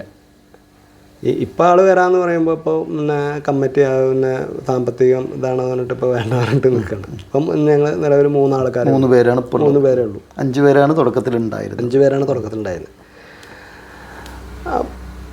വെളിച്ചപ്പാടുണ്ട്, പിന്നെ അങ്ങനെ പോകണം. പിന്നെ കുഴലിനും പിന്നെ കാര്യമായിട്ട് ആരും വന്നില്ല. മദ്ദളത്തിനും കാര്യമായിട്ടുള്ള ആൾക്കാരില്ല. ഇപ്പോൾ ഒരാൾ ഒക്കെ കൂടിയിട്ട് കഴിക്കണമെന്ന് മാത്രമേ ഉള്ളൂ, ഇതായിട്ട് ആളില്ല. വെവ്വേറെ ആൾക്കാരില്ല. അപ്പോൾ വെവ്വേറെ ആൾക്കാരില്ല. അപ്പം മദ്ദളം പിന്നെ കുഴലും കൂടിയിട്ട് ഒരാൾ ചെയ്യണം. അതെ, അത്ര പിന്നെ ഇതായിട്ടുള്ള പ്രാപ്തമായിട്ടൊരു ആളല്ല. പക്ഷെ എന്നാലും അടിയന്തരം കഴിച്ചു കൂട്ടണമെന്ന് മാത്രം, അത്രയേ ഉള്ളൂ. പിന്നെ പറയെടുപ്പ് പറഞ്ഞാൽ മുന്നേ നമ്മുടെ അമ്പലത്തിൽ പറയെടുപ്പില്ല. പിന്നെ ഇപ്പോൾ ഈ സാമ്പത്തികമായിട്ട് അമ്പലത്തിലേക്ക് വരുമാനം ഉണ്ടാക്കാൻ വേണ്ടിയിട്ടുള്ള പറയണം. നേരെ മറിച്ച് പറ എന്ന് പറഞ്ഞിട്ട് പിന്നെ ചാലിശ്ശേരി മുല്ലയമ്പറമ്പ്, പിന്നെ കുളങ്കര, പിന്നെ ആര്യമ്പാടം, ആമക്കാവ്, ഇവിടെയൊക്കെ പണ്ട് മുതൽ പറയുണ്ട്. ആ പറ എങ്ങനെയാണെന്ന് വെച്ചെങ്കിൽ പാനപ്പറയാണ്.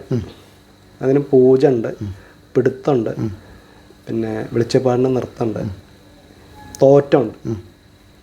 അങ്ങനെ വിസ്തരിച്ച ഒരു ദിവസം ഒരു 10-25 പറയാനെടുക്കുള്ളൂ. അങ്ങനെയാണ് പരമാവധി 25. നേരെ വെച്ചാൽ നമുക്ക് അപ്പം നമ്മുടെ കാവിൽ ഇപ്പം അങ്ങനെ 25 പേർ എടുത്തിട്ടുണ്ടെന്ന് വെച്ചെങ്കിൽ പിന്നെ നടക്കില്ല. കാരണം ഈ ആൾക്കാർക്ക് വീതം കൊടുക്കണ്ടേ.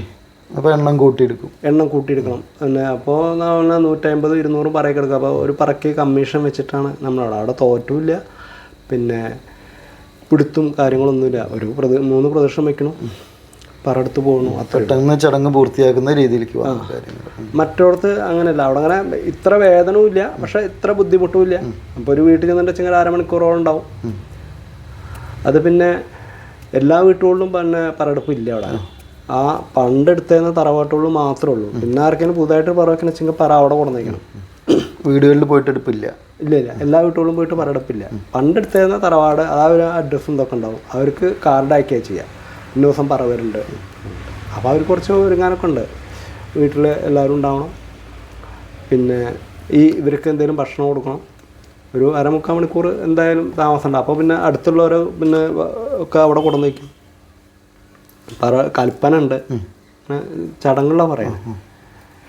അപ്പം എന്താണെന്ന് വെച്ചെങ്കിൽ ആ പിന്നെ പറകൊണ്ട് പിന്നെ ഈ പാന ഉണ്ടല്ലോ. അപ്പം നമ്മുടെ അവിടെ അങ്ങനെയൊക്കെ പാന പറഞ്ഞാൽ തീരെ ഇല്ലാതെ. അപ്പോൾ അവിടെയൊക്കെ ഈ പാന വളരെ ഇതായിട്ട്, ഇപ്പോൾ കുളങ്കരയൊക്കെ പാന പറഞ്ഞാൽ എല്ലാം അറിയുന്ന ആൾക്കാരാണ്. അപ്പം നമുക്കത് കുറച്ച് ഇതിൻ്റെ ഇടയിൽ ഗ്യാപ്പ് വന്നു. ഇപ്പം നമ്മളായിട്ട് ഇപ്പം ഞാനെല്ലാം പഠിച്ചിട്ടുണ്ട്. തിരുവച്ചിൽ അറിയാം, പാനപ്പിടുത്തം അറിയാം, തോറ്റം അറിയാം. തോറ്റം കാണാപ്പാടം അറിയില്ല, പുസ്തകം നോക്കിയിട്ടാണ് ചെല്ലുന്നത്. പാന എങ്ങനെയാണ് പഠിക്കുന്നത്? പാന പഠിച്ചത് എങ്ങനെയാണ്? അതിൻ്റെ ആ ഒരു ഇതിലേക്ക്, ആ ഒരു മേഖലയിലേക്ക് എങ്ങനെ വന്നത് പാനയുടെ? ഈ പാന പഠിച്ചത് നമ്മളെ അശോകനൊക്കെ ഇല്ലേ, ഓട്ടോ ഓടിക്കുന്ന അശോകൻ്റെ വീട്ടിൽ പാനുണ്ടായി. അശോകൻ്റെ അച്ഛനുള്ള കാലത്ത് ഒരു പാനുണ്ടായി. അപ്പോൾ നമ്മളന്നാണ് ആദ്യമായിട്ട് പാന കാണുന്നത്. അപ്പോൾ ആ പാന കഴിഞ്ഞപ്പോൾ പിന്നെ തിരുവഴിച്ചിൽ പഠിക്കാം ഒരു ആഗ്രഹം തോന്നി. അപ്പോൾ ഈ നിത്യാനന്ദൻ്റെ മുത്തച്ഛനാണ് പാനയ്ക്ക് തിരുവഴിച്ചിൽ നടത്തിയത്. അപ്പോൾ ഞാനങ്ങനെ നിത്യാനന്ദൻ്റെ മുത്തച്ഛൻ്റെ അടുത്ത് പോയി തിരുവഴിച്ചിൽ പഠിപ്പിച്ചായിരുന്നു. അപ്പോൾ അങ്ങനെ തിരുവഴിച്ചിൽ പഠിപ്പിച്ചു. അപ്പോൾ ഈ നിത്യാനന്ദനും പിന്നെ ഒപ്പം ചാടാൻ വന്നിരുന്നു. അപ്പോൾ അത് കഴിഞ്ഞ് അത് പഠിച്ച് നിൽക്കുമ്പോഴാണ് പിന്നെ ഈ കലാമണ്ഡലത്തിലേക്ക് പോകാമെന്നുള്ള ഇത് വന്നത്. അപ്പോൾ നിത്യാനന്ദനും മുത്തശ്ശൻ പറഞ്ഞു, എന്നാൽ ഇവനെയും കൊണ്ടുപോക്കോ, എന്നാൽ ഇവനും കൂടി പോകുന്നോട്ടെ പറഞ്ഞു. അങ്ങനെ നിത്യാനന്ദനും ഞാനോട്ട് ഒപ്പാണ് കലാമണ്ഡലത്തിൽ ചേർന്നത്. അപ്പോൾ നിത്യാനന്ദൻ അച്ഛൻ അന്ന് ഗൾഫിലാണ്. അപ്പോൾ സാമ്പത്തികമായിട്ട് ആണ്. അപ്പോൾ ഫീസ് കൊടുത്തിട്ടാണ് നിത്യാനന്ദൻ 4 കൊല്ലം പഠിച്ചിരുന്നത്. പിന്നെ അയാൾ കലാമണ്ഡലത്തിൽ നിന്ന് നേരെ പോയത് ഇവിടേക്കാണ്, പിന്നെ മട്ടന്നൂർക്കാണ്. മട്ടന്നൂർ സാധനം പറഞ്ഞിട്ടുണ്ട്. പിന്നെ ചെറുതാളൻ ചന്ദ്രൻ അയാൾ നടത്തുന്ന മട്ടന്നൂരെ കൂടിയിട്ട് നടത്തിയെന്ന് അവിടേക്കാണ് പോയത്. അവിടേക്കാണ് പോയത്. പിന്നെ അയാളിപ്പോൾ ആ ഇതായിട്ട് പോകണം, പാനയുടെ രംഗത്ത് കണ്ടു. അപ്പോൾ ഈ ഇത് പഠിച്ചപ്പോൾ പിന്നെ തിരുവച്ചിൽ പഠിച്ചപ്പോൾ പിന്നെ തോറ്റം പഠിക്കണം. പിന്നെ തോറ്റം പഠിച്ച പിന്നെ ഈ പിടുത്തത്തിന് കൊട്ടണം എന്നുണ്ടെങ്കിൽ പിടുത്തം അറിയണം, പാനപ്പിടുത്തം അറിയണം. പാനപ്പിടുത്തം അറിയുന്ന ആൾക്ക് പാനയ്ക്ക് കൊട്ടാൻ പറ്റുള്ളൂ. അപ്പോൾ പിന്നെ നമ്മുടെ അവിടെ അങ്ങനത്തെ പാനയുടെ ആശാനാണ് അപ്പേട്ടനാണ്. അപ്പേട്ടൻ്റെ അടുത്ത് പോയി പിടുത്തം പഠിച്ചു. അങ്ങനെ പാനയുടെ എല്ലാ കാര്യങ്ങളും അറിയാം ഇപ്പം. അതുകൊണ്ട് പക്ഷെ എന്താ വെച്ചാൽ നമുക്കത് പ്രാക്ടീസ് ചെയ്യാനുള്ള ഒരു അവസരമില്ല. അപ്പോൾ ഈ മറ്റുള്ളവർക്കൊക്കെ എന്താണ് അത് കൂടുതൽ ഇതായി വരുന്നതെന്ന് വെച്ചെങ്കിൽ അവർക്ക് ഈ പറയെടുപ്പ് നല്ലൊരു ഇതാണ്. പാനയെ കുറിച്ച് തന്നെ ഒന്നുകൂടി ചോദിക്കട്ടെ, എത്ര പേര് അതിൻ്റെ സംഘത്തിലുണ്ടാവുക? പാനയ്ക്കോ? പാനയ്ക്ക് പാനപ്പിടുത്തത്തിന് 16 പേര് വേണം. പാനപ്പിടുത്തം നടത്താൻ 16 പേര് വേണം. പിന്നെ വാദ്യത്തിൻ്റെത് പിന്നെ ഈ കഴിക്കുന്ന ആളുടെ ഇതുപോലെയാണ്, ഒരു തീരുമാനമാണ്. ഒരു തീരുമാനമാണ്. അപ്പോൾ ഒരു പിന്നെ കുറച്ച് ചെണ്ട അധികം വേണം, പിന്നെ അതിന് താളം വേണം, കൊമ്പ് വേണം, കോഴ് വേണം എന്നൊക്കെ ഉണ്ടെങ്കിൽ അത് അവരുടെ തീരുമാനത്തിൽ താല്പര്യത്തിനനുസരിച്ച് മാറ്റം വരുത്താം. എന്തായാലും ഒരു പിന്നെ ഒരു 10 ചെണ്ടെങ്കിലും വേണം കുറഞ്ഞ. കാരണം ഇപ്പോൾ തുടർച്ചയായിട്ട് ഇതുണ്ട്. ഇപ്പോൾ രാവിലെ പിന്നെ പാന അറിയിക്കൽ പറഞ്ഞിട്ട് ഒരു 1.5 മണിക്കൂർ മേളുണ്ട്. അത് കഴിഞ്ഞാൽ പിന്നെ പൂജയും, ഈ പൂജയ്ക്കും മേളമാണ്. പൂജ ഒരു 1 മണിക്കൂർ വരും, പാനയുടെ പൂജ. അത് കഴിഞ്ഞാൽ തിരുവഴിച്ചിലായി. തിരുവഴിച്ചിൽ കഴിഞ്ഞാൽ പാനപ്പിടുത്തം. ഇതിനൊക്കെ ചെണ്ട വേണം. ഈ പാനപ്പിടുത്തം കഴിഞ്ഞിട്ടാണ് പിന്നെ തോറ്റത്തിന് വയ്ക്കുക. തോറ്റത്തിന് വയ്ക്കുമ്പോൾ മാത്രമേ കുറച്ച് നേരം ചെണ്ടക്കാർക്ക് ഒഴിവുള്ളൂ. പിന്നെ അതേപോലെ തന്നെ രാത്രി പാന അറിയിക്കലിന് പകരം പിന്നെ തായമ്പകയാണ്. ആ സമയത്ത് തന്നെയാണ് പൂജ കൊട്ടും തായമ്പകയായിട്ടാണ് നടക്കും. പിന്നെ കേളി പറ്റ്. അത് കഴിഞ്ഞാൽ ആദ്യ പിടുത്തക്കാർ വരും, പിടുത്തത്തിന് കൊട്ട്. അത് കഴിഞ്ഞാൽ പിന്നെ തിരുവഴിച്ചിൽ കഴിഞ്ഞാൽ പിന്നെ ഒരു എഴുന്നള്ളിപ്പുണ്ട്. ആ എഴുന്നള്ളിപ്പ് കഴിഞ്ഞിട്ടുണ്ടെങ്കിൽ പിന്നെ കനൽച്ചാട്ടം, അപ്പോൾ പിന്നെ രാത്രി ഫുള്ള് പണിയുണ്ട്. അപ്പോൾ പിന്നെ ഒരു ആൾക്കാരനെ ഇത് ചെയ്യാൻ പറ്റില്ല. അപ്പോൾ അങ്ങനെ ആൾക്കാർ മാറി മാറി ചെയ്യുമ്പോൾ എന്തായാലും ഒരു 10 ചെയ്യണ്ട എന്തായാലും വരും. ആയിരിക്കില്ല താളും കൊമ്പും കുഴലും. ഈ തിരിയൊഴിച്ചൽ പഠിച്ച കാര്യം പറഞ്ഞല്ലോ, അന്ന് എങ്ങനെയായിരുന്നു അതിൻ്റെ തിരിയൊഴിച്ചലിൻ്റെ പഠനം എങ്ങനെയായിരുന്നു? തിരുവിഴിച്ചിൽ ഇപ്പോൾ പണ്ട് തിരുവിഴിച്ചിൽ പറഞ്ഞിട്ടുണ്ടെന്ന് വെച്ചാൽ പിന്നെ ഈ പുള്ളവന്മാരൊക്കെ തിരുവഴിയില്ലേ, അങ്ങോട്ടും ഇങ്ങോട്ടും മറിച്ചിലും അതൊക്കെ ഉണ്ടായിരുന്നു എന്നാണ് പറയണത് പണ്ടൊക്കെ. നമ്മളാകുമ്പോൾ പിന്നെ അതൊന്നുമില്ല. എവിടുന്ന് പഠിച്ചെടുത്ത്? ഞാൻ ഈ പിന്നെ മാധവൻ നായർ പറഞ്ഞ ആളെ നിന്നാണ് പഠിച്ചത്. ശരി. പിന്നെ താളമൊക്കെ ചെമ്പട താളത്തിൽ തന്നെയാണ് ഒക്കെ വരുന്നത്, അല്ല വേറെ താളങ്ങളൊന്നും വരുന്നില്ല. ശരിക്കും പാനയുടെ ആ ഒരു മേഖലയിൽ ശരിക്കും ഗുണകരമായി അങ്ങനെ പോയി പഠിച്ചതൊക്കെ അല്ലേ ശരിക്കും കൊട്ടിനും. ഇപ്പോൾ തിരുവിഴിച്ചിൽ കൊണ്ടുവന്നിട്ടുണ്ടെങ്കിൽ തിരുവിഴിച്ചിൽ അറിഞ്ഞാലാണ്. പാനയുടെ കാര്യത്തിലും അങ്ങനെ തന്നെയാണ്. അങ്ങനെ തന്നെയാണ്. പിടുത്തത്തിന് കൊട്ടണമെന്നുണ്ടെങ്കിലും നമുക്ക് ആ പിടുത്തം അറിഞ്ഞാലാണ് കൊട്ടുമ്പോൾ കുറച്ചുകൂടി ഇതുണ്ടാവും. അപ്പോൾ ശരിക്കും കൊട്ടിൻ്റെ 4-5 മേഖലയിൽ വന്നു. തായമ്പക, മേളം, കഥകളിക്കൊട്ട്, പിന്നെ പാന, തിരുവിഴിച്ചിൽ. പിന്നെ ഏതാ കൊട്ടിൻ്റെ പിന്നെ ഏത് മേഖലയിലാണ് വന്നത്? കഥകളി കൊട്ടൊക്കെ കയ്യിൽ നിന്ന് പോയി. കലാമണ്ഡലം കഴിഞ്ഞതിന് ശേഷം ആ രംഗത്ത് തുടരാത്തതുകൊണ്ട് അതൊക്കെ കയ്യിൽ നിന്ന് പോയി. പക്ഷെ മറ്റ് 3 മേഖലയും തുടർന്നില്ലേ? പാനയും തിരുവിഴിച്ചിലും തായമ്പക ആ രംഗത്താണല്ലോ ഉറച്ചു നിന്നു അല്ലേ? ഇടയ്ക്ക് കുറച്ച് കാലം ഒരു പിന്നെ കുറച്ച് വർഷം മുമ്പ് ഒരു സിനിമയിലൊക്കെ വരികയുണ്ടായില്ലേ? സിനിമയിലൊരു രംഗത്തൊക്കെ വരികയുണ്ടായി. ഒരു പൈതൃകം എന്നുള്ള സിനിമ. എന്തായിരുന്നു അതിൻ്റെ സാഹചര്യം? എന്തായിരുന്നു? അതിങ്ങനെ അവർ പിന്നെ കാണുന്നുണ്ടായില്ല, വ്യക്തമായിട്ട് മോനെ കാണുന്നുണ്ട്. പിന്നെ ആള് പറടുപ്പാണ് ചടങ്ങ്. എവിടെ വെച്ചായിരുന്നു അതിൻ്റെ ചിത്രീകരണം? അത് ആ തവനൂർ വെച്ചിട്ടായിരുന്നു. തവനൂർ. എങ്ങനെയായിരിക്കും ചെന്നത്? എങ്ങനെ ഇതിന് ബന്ധപ്പെട്ട ഒരാൾ പറയുകയാണ് അങ്ങനെ ഒരു പരിപാടി ഉണ്ട്, ഒന്ന് വരാൻ പറ്റുമോ വെച്ചാൽ വരാൻ പറഞ്ഞു. അങ്ങനെ പോയി. ഞാനും മണികണ്ഠൻ പിന്നെ നടുവട്ടത്തുനിന്ന് 2 ആൾക്കാർ, 4 ചെണ്ടേ 2 താളം, ഒരു പറടപ്പിൻ്റെ ഒരു ഭാഗം വരുന്നത്. നല്ല അനുഭവമായിരുന്നോ? അല്ല, നമ്മൾ ഈ കലാകാരന്മാരെന്നുള്ള രീതിയിലൊക്കെ സിനിമയിൽ സഹകരിക്കുമ്പോഴേ അതിൻ്റേതായ ഒരു ബഹുമാനവും പരിഗണനയൊക്കെ അവർ തന്നോ? അങ്ങനെ ഉണ്ടായോ? പൈതൃകമായിരുന്നു. ഗീത, പിന്നെ നരേന്ദ്രപ്രസാദ് അവരൊക്കെ ഉണ്ടായിരുന്നു. സുരേഷ് ഗോപി. സുരേഷ് ഗോപി അന്നില്ല അവിടെ. ആ സെറ്റിൽ ഞങ്ങൾ ചെല്ലുമ്പോൾ ഉള്ളത് ഇവരാണുള്ളത്. പിന്നെ ഗീത ഗർഭിണിയായിട്ട്, പിന്നെ മറ്റൊക്കെ ഗർഭമൊക്കെ അലസി പോകുന്ന. അപ്പം പറവയ്പ്പാണ്, പറവച്ചിട്ടുണ്ടെന്നുണ്ടെങ്കിൽ ഇതാവുന്നുണ്ടതിൽ നരേന്ദ്രപ്രസാദ് വന്നിട്ട് ഗീതയാണ് പറ നിറയ്ക്കുന്നത്. ആ സമയത്താണ് ഈ കൊട്ട ആവശ്യം വന്നത് അല്ലേ? എത്ര ദിവസമായിരുന്നു? ഒരു ദിവസം കൊണ്ട് തീർന്നോ ഷൂട്ട്? ഒരു ദിവസം കൊണ്ട്. ഞങ്ങൾ സമയത്തെത്തിയ ഒരു പിന്നെ അതിലൊരു വെളിച്ചപ്പാടിനായിരുന്നു. അപ്പോൾ അയാൾക്ക് കെട്ടിച്ചിട്ടാണെന്ന് അറിയില്ല, അതൊക്കെ ഒന്ന് കെട്ടിച്ചിട്ടി കൊടുക്കാൻ പറഞ്ഞു. അതൊക്കെ ഞങ്ങൾ ചെയ്തു കൊടുത്തു. ശരി. പിന്നെ ഈ ഇതല്ലാതെ പിന്നെ കൊട്ട് അല്ലാതെ പിന്നെ മോഹനൻ്റെ മറ്റു താല്പര്യങ്ങൾ എന്തൊക്കെയാണ്? വായന ഉണ്ടോ? അങ്ങനെ വായന ലൈബ്രറിയിൽ നിന്ന് വായന പുസ്തകങ്ങളെടുത്ത് പണ്ടൊക്കെ ധാരാളം പുസ്തകങ്ങളെടുത്ത് വായിച്ചിരുന്ന ആളാണ്, എനിക്കറിയാം. ഇപ്പോഴും അതേ രീതിയിൽ തന്നെ പോകണ്ട വായനയും കാര്യം? ഇപ്പോൾ വായന കമ്മിയാണ്. പണ്ട് പിന്നെ അങ്ങനെ പ്രത്യേകിച്ച് അപ്പോൾ അങ്ങനെ വായനശാല പോയി വായന പുസ്തകങ്ങൾ എടുക്കുക, അങ്ങനെ ഒരു ഇതായിരുന്നു. പിന്നെ കൃഷിയാണ് ഇപ്പോൾ. കൃഷിയിൽ താല്പര്യം? അത് ചോദിക്കാൻ എനിക്ക്. കൃഷി ഞങ്ങൾ പണ്ട് മുതൽ തന്നെ കൃഷിയുണ്ട്. നെൽകൃഷി അതിപ്പോഴും തുടർന്ന് പോരുന്നുണ്ട്. പിന്നെ മക്കൾ 2 പേരും വാദ്യരംഗത്തിനുണ്ടെന്നറിയാം. അവരുടെ കാര്യങ്ങളൊന്ന്, മൂത്താളും ചെറിയ ആളും ഉണ്ടോയെന്നറിയാം. ഉണ്ട്. കൊട്ടി തുടങ്ങിയില്ലേ? വേദികളിലൊക്കെ ധാരാളം പോയി തുടങ്ങിയില്ലേ? ധാരാളം പരിപാടിക്കൊക്കെ പോകും. അത് ഇപ്പോൾ ഈ അടിയന്തരം എന്ന സ്ഥിതിക്ക് ഇപ്പോൾ കമ്മിറ്റിയല്ലേ. അപ്പോൾ നമ്മൾ ഈ പിന്നെ ഇപ്പോൾ ഒരു വിളക്ക് കുടിക്കുന്ന ഒരു പിന്നെ പകരത്തിൻ്റെ ആളെ പറഞ്ഞാക്കിയ ഒരു പ്രശ്നം, അയാൾക്ക് ഒന്നും പഠിക്കണ്ട. വിളക്ക് കുടിക്കേണ്ട അത് അപ്പോൾ പറഞ്ഞു കൊടുക്കും, വെളിച്ചപ്പാട് പറഞ്ഞു കൊടുക്കും, ഇങ്ങനെയൊക്കെയാണ് പിടിക്കേണ്ടത്. ഒരു മാല വയ്ക്കേണ്ട ആൾക്ക് പിന്നെ മാല കെട്ടി കൊടുത്തിട്ടുണ്ടെങ്കിൽ അവിടെ കൊണ്ടുപോയി വെച്ചാൽ മതി. എന്ന് വെച്ചാൽ കൊട്ടുന്ന ആൾക്ക് ഇപ്പോൾ തായം പോട്ടണമെന്ന് വെച്ചാൽ പഠിച്ച ആൾ പകരം ഒരാളെ പറഞ്ഞാൽ പറ്റില്ല. അപ്പോൾ നമുക്ക് ഇങ്ങനെ പരിപാടിക്ക് പോകുമ്പോൾ ഇത് ഭയങ്കര ആക്ഷേപമായി, പിന്നെ അറിയാത്ത ആൾക്കാരെ പറഞ്ഞേക്കരുത് ഉള്ള പ്രശ്നമായി. അപ്പോൾ പിന്നെ നമ്മൾ നമ്മുടെ മക്കളെ പഠിപ്പിച്ചു. അപ്പോൾ അതുകൊണ്ടാണ് അങ്ങനെ അവരും തിരിച്ചു വന്നത്. എങ്ങനെ ഒരു കൊട്ട് നന്നാവുണ്ടോ? നല്ല കൊട്ടാണോ? കുഴപ്പമില്ല.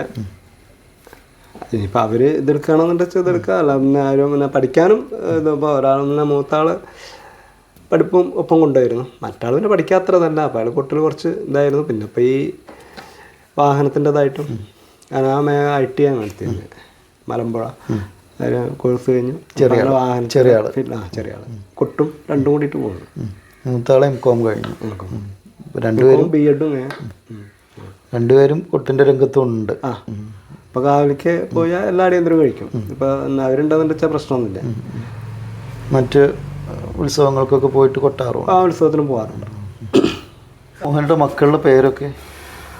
മക്കളെ പിന്നെ മൂത്താള് കൃഷ്ണപ്രസാദ്, രണ്ടാമത്തെ ആള് റാണ പ്രതാപ്. കൃഷ്ണപ്രസാദ് MCOM കഴിഞ്ഞു. MCOM B.Ed. റാണ പ്രതാപ് മലമ്പുഴ ITയിൽ പഠിച്ചു. ഇപ്പോൾ എന്ത് ചെയ്യുന്നു? ഇപ്പോൾ ഈ ടാറ്റയുടെ സർവീസ് സെൻറ്ററിൽ പ്രാക്ടീസ് ചെയ്യുന്നു. കൃഷ്ണപ്രസാദ് അധ്യാപകനായിട്ട്, താൽക്കാലിക അധ്യാപകനായിട്ട് ജോലി ചെയ്യുന്നു. പിന്നെ ഭാര്യ ഉഷ, പിന്നെ ഇവിടെ പിന്നെ പ്രഭാവരം എന്ന് നടത്തുന്ന ആദ്യമായിട്ട് എന്തൊന്നുമില്ല, വീട്ടിൽ സ്വസ്ഥമാണ്. ക്ലാസ്സുകൾ ധാരാളം നടത്തുന്നില്ല ഇപ്പോൾ? കുറച്ച് കാലമായിട്ട് തന്നെ ക്ലാസ്സുകൾ മോഹനേട്ടൻ കുട്ടികൾക്ക് വേണ്ടിയിട്ട് ക്ലാസ്സുകൾ നടത്തുന്നുണ്ട്.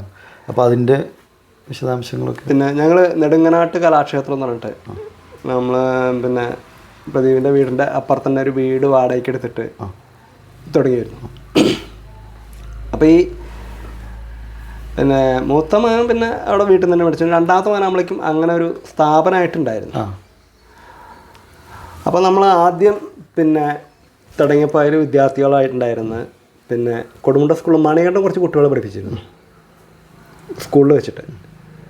അപ്പോൾ പിന്നെ അത് കുറച്ച് കഴിഞ്ഞപ്പോൾ പിന്നെ PTA ഒക്കെ ആയിട്ട് പ്രശ്നമായിട്ട് അവർ പറഞ്ഞപ്പോൾ പിന്നെ കുട്ടികൾ പഠിക്കാനാണ് വരുന്നത്, അതിൽ കൊട്ടൊന്നും വേണ്ട എന്ന് പറഞ്ഞിട്ട് അത് നിർത്തി വെച്ചിരുന്നു.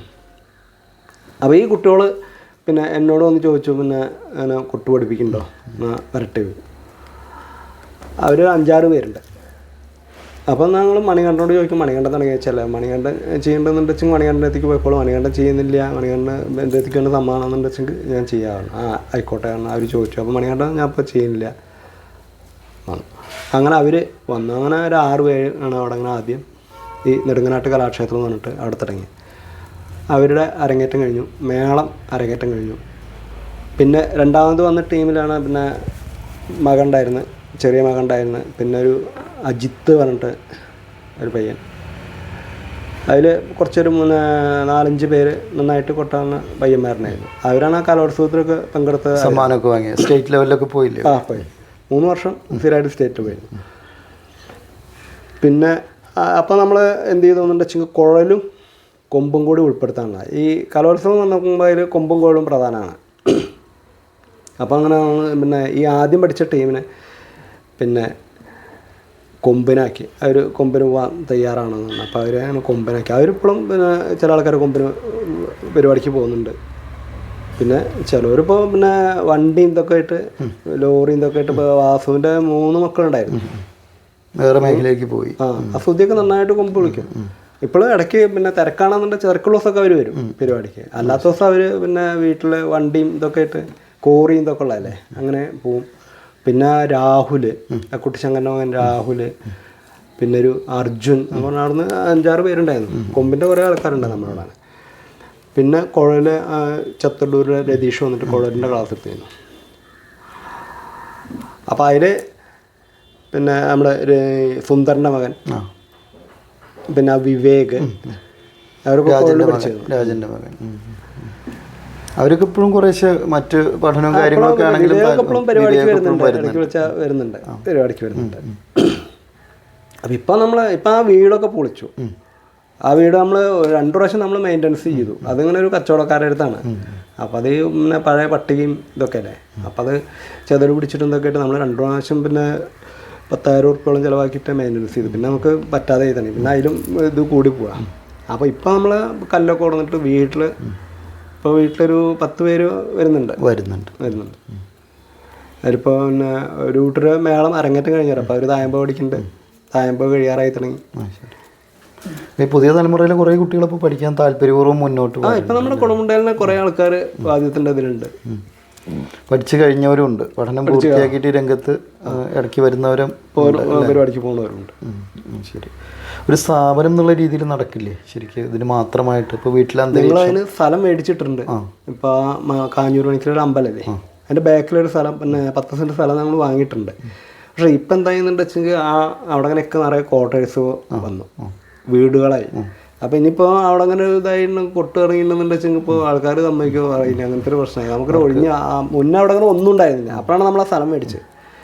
ഇപ്പോൾ അതിൻ്റെ അപ്പുറത്തുള്ള സ്ഥലമൊക്കെ നിറയെ ക്വാർട്ടേഴ്സായി, അവിടെയൊക്കെ നിറയെ ആൾക്കാരുണ്ട്. ശബ്ദത്തിൻ്റെ ഒരു പരാതി പറയും ഇതിൻ്റെ പേർക്ക് സ്ഥലം മേടിച്ചിട്ടുണ്ട്. പിന്നെ 10 സെൻറ്റ് സ്ഥലം നമ്മൾ വാങ്ങിയിട്ടുണ്ട്.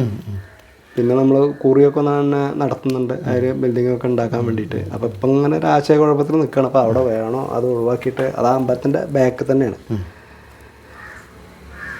സ്ഥലമുണ്ട്. ഈ കൊട്ടുമായിട്ട് ബന്ധപ്പെട്ട് കേരളത്തിന് പുറത്തൊക്കെ പോയിട്ടില്ലേ? പുറത്ത് നമ്മൾ പിന്നെ മദ്രാസ്, ആന്ധ്ര, അങ്ങനെയൊക്കെ അയ്യപ്പമ്മളത്തിൻ്റെ അതിനായിട്ട് പോയിട്ടുണ്ട്. ഇന്ത്യക്ക് പുറത്ത് പോകാൻ അവസരം ഇല്ല, ഇന്ത്യക്ക് പുറത്തുണ്ട്. മദ്രാസ്, ബോംബെ പോലത്തെ സ്ഥലങ്ങളിൽ ദക്ഷിണേന്ത്യയിൽ തന്നെ പ്രധാനമായിട്ട് അല്ലേ? നല്ല അനുഭവം. ബാംഗ്ലൂർ അങ്ങനെയുള്ള അവിടുത്തേക്ക് മലയാളി സമാജങ്ങളൊക്കെ ആയിട്ട് ബന്ധപ്പെട്ടായിരിക്കും വിളിക്കുന്നുണ്ടാവും അല്ലേ? ശരി. പുരസ്കാരങ്ങൾ എന്തൊക്കെയാണ് കിട്ടിയിട്ടുള്ളത് ഈ രംഗത്ത്? പുരസ്കാരമൊന്നും കിട്ടിയില്ല, കാര്യമായിട്ടുള്ള പുരസ്കാരമൊന്നുമില്ല. നമുക്ക് ആൾക്കാരുടെ ഇത് തന്നെയാണ് പുരസ്കാരം. ഇപ്പോൾ ഈ രക്ഷിതാക്കളൊക്കെ ഇപ്പോൾ കുറച്ച് കുട്ടികളെ പഠിപ്പിച്ച രക്ഷിതാക്കളെ അല്ല, കുറേ പേര് ഈ രംഗത്തേക്ക് എത്തിക്കാൻ സാധിച്ചു. അതിൽ കുറേ പേര് ഈ രംഗത്ത് തുടരുന്നു. മറ്റുള്ളവർ മറ്റു പല മേഖലയിലേക്ക് പോയാലും അവസരം വരുമ്പോൾ ഈ രംഗത്തേക്ക് വരാൻ ആഗ്രഹിക്കുന്നുണ്ട്, കൊട്ടാനും ഒക്കെ ആയിട്ട് വരുന്നുണ്ട്. ജനങ്ങളുടെ അംഗീകാരം, ശിഷ്യരുടെ അംഗീകാരം അത് തന്നെയാണ് എല്ലാ അവാർഡിനേക്കാളും മേലുള്ള, അതിന് സംശയമൊന്നുമില്ല. അത് തന്നെയാണ് ഏറ്റവും വലിയ പുരസ്കാരം.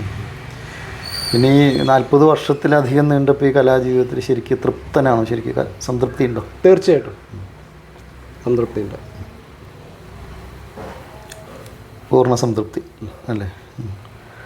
മറ്റ് തൊഴിൽ എന്തെങ്കിലും കാര്യങ്ങൾ ഇതിൻ്റെ കൂടെ ഈ വാദ്യകല കൊണ്ട് മാത്രം ജീവിക്കാൻ കഴിയുന്നൊരു സാഹചര്യം ഉണ്ടോ? ഒന്ന് കേരളത്തിലൊരു വാദ്യകലാകാരന് മറ്റെന്തെങ്കിലും കൂടെ ചെയ്യുന്നുണ്ടോ? മറ്റേതെങ്കിലും തൊഴിൽ ഏർപ്പെട്ടിട്ടുണ്ടോ?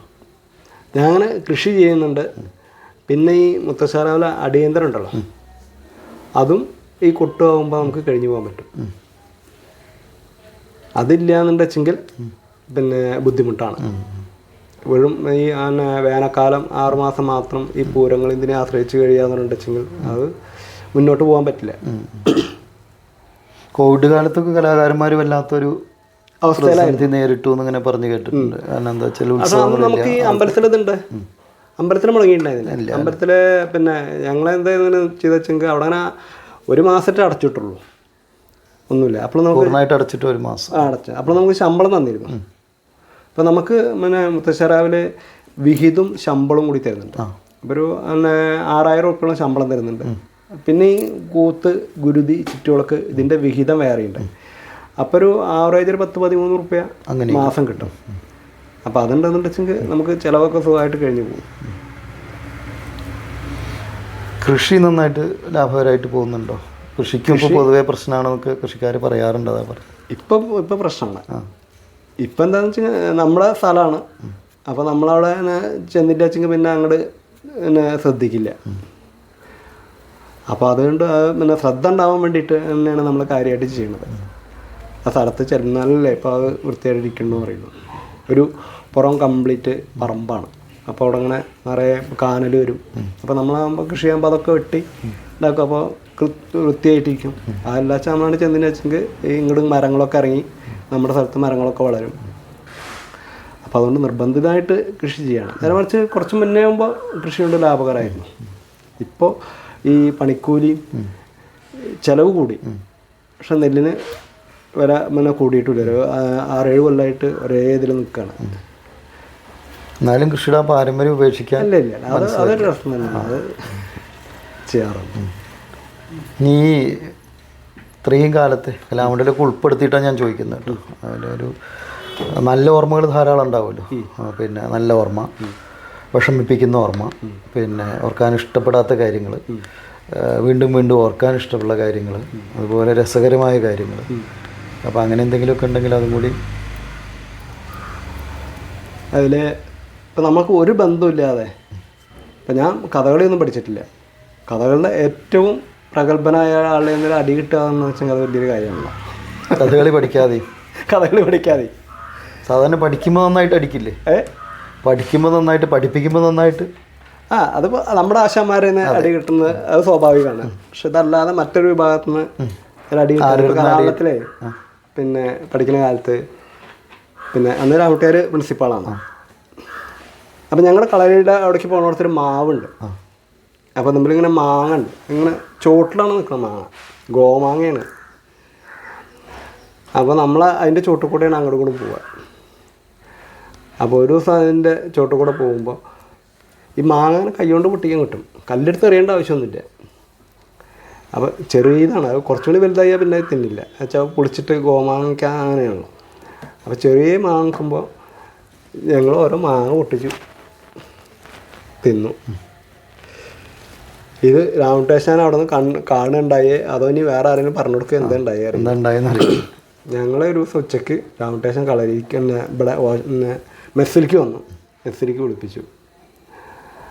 പിന്നെ ഞാനുണ്ട്, പിന്നെ നിത്യാനന്ദുണ്ട്, പിന്നെ അന്ന് ക്ലാസ് ഇല്ലാത്ത ദിവസമുണ്ട്, പിന്നെ വള്ളൂരത്തിൽ ശിവദാസുണ്ട് കഥകളിക്കാരൻ, പിന്നെ ഒരു വെങ്കിട്ടരാമുണ്ട്. ഞങ്ങൾ 4 പേര്, ഞങ്ങൾ 4 പേര് 3 റൂമിലുള്ളവരാണ്. ഞങ്ങളെന്തിനോ പോയിട്ട് അതിനെ വരുമ്പോൾ മാങ്ങ കണ്ടപ്പോൾ പൊട്ടിച്ചു. പിന്നെ മോട്ടിവേഷൻ വിളിച്ചു, അവിടെ നിന്ന് മാങ്ങ പൊട്ടിച്ചു, മാങ്ങയ്ക്ക് എറിഞ്ഞോന്ന് വെച്ചു. മാങ്ങയ്ക്ക് എറിഞ്ഞു വെച്ചപ്പോൾ ഒന്നും ഉണ്ടാകും, നമ്മൾ എറിഞ്ഞിട്ടൊന്നുമില്ല, പക്ഷെ പറയാനുള്ള ധൈര്യമില്ല.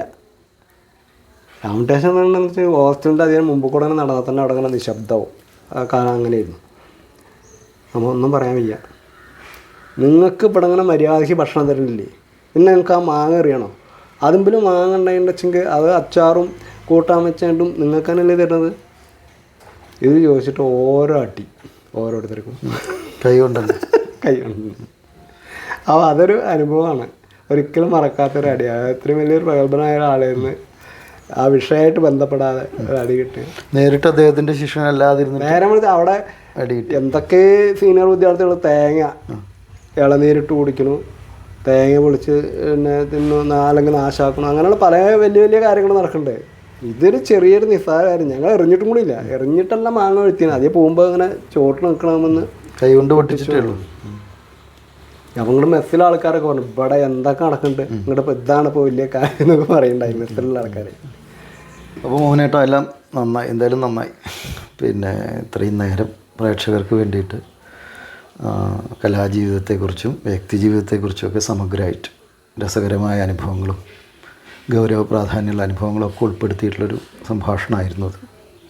എന്തായാലും എല്ലാം നന്നായി എന്നാണ് എനിക്ക് തോന്നുന്നത്. വളരെ നന്ദി, നമസ്കാരം. നമുക്ക് ഇന്ന് എന്നോട് ഈ കാര്യങ്ങളൊക്കെ ചോദിച്ച് പിന്നെ ഒരു വിശദീകരണം തരാൻ എത്തിയ പ്രദീപ്, കൊടുമുണ്ടയിലാണ് അദ്ദേഹത്തിൻ്റെ വീട്.